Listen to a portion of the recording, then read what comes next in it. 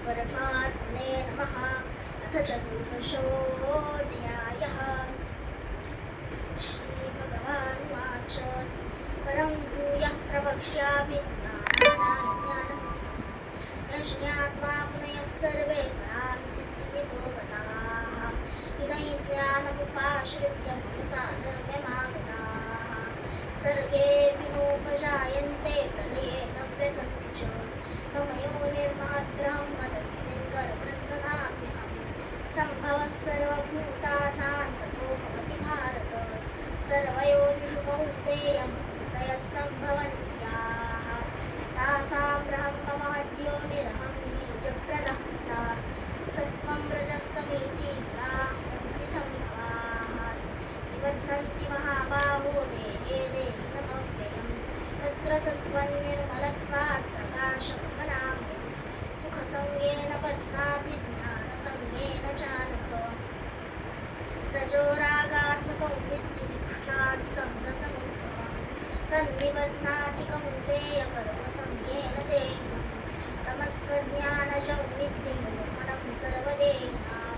प्रमादालस्य निद्राभिस्तन्निबध्नाति भारत। सत्त्वं सुखे संजयति रजः कर्मणि भारत। ज्ञानमावृत्य तु तमः प्रमादे संजयत्युत।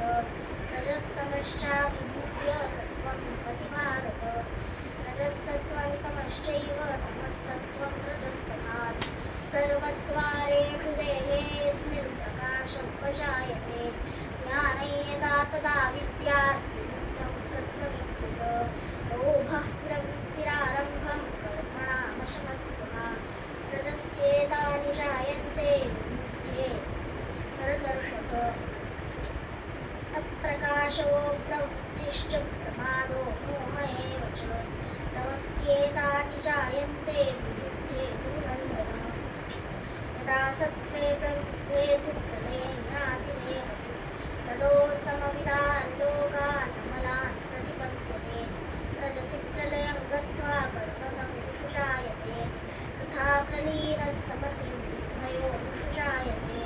कर्मणस्तु तस्याहुः सात्विकं निर्मलं फलम्। रजसस्तु फलं दुःखमज्ञानं तमसः फलम्। सत्त्वात् संजायते ज्ञानं रजसो लोभ एव च। प्रमादमोहौ तमसो भवतो ज्ञानमेव च। ऊर्ध्वं गच्छन्ति सत्त्वस्था मध्ये तिष्ठन्ति राजसाः। जघन्यगुणवृत्तिस्था अधो गच्छन्ति तामसाः।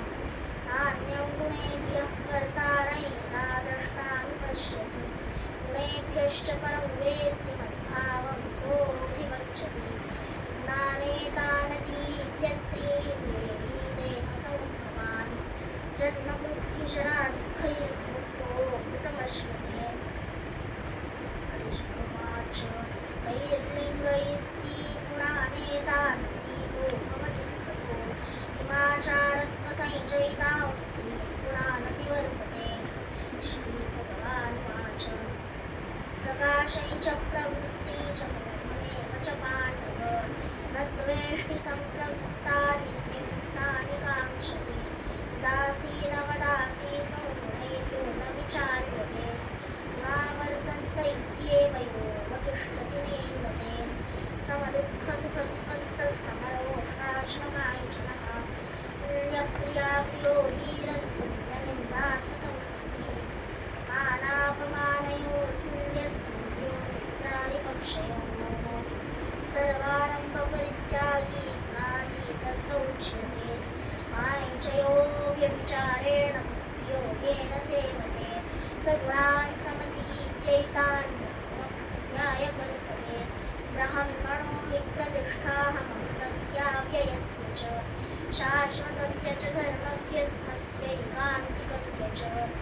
ॐ तत्सदिति श्रीमद्भगवद्गीतासु उपनिषत्सु ब्रह्मविद्यायां योगशास्त्रे श्रीकृष्णार्जुनसंवादे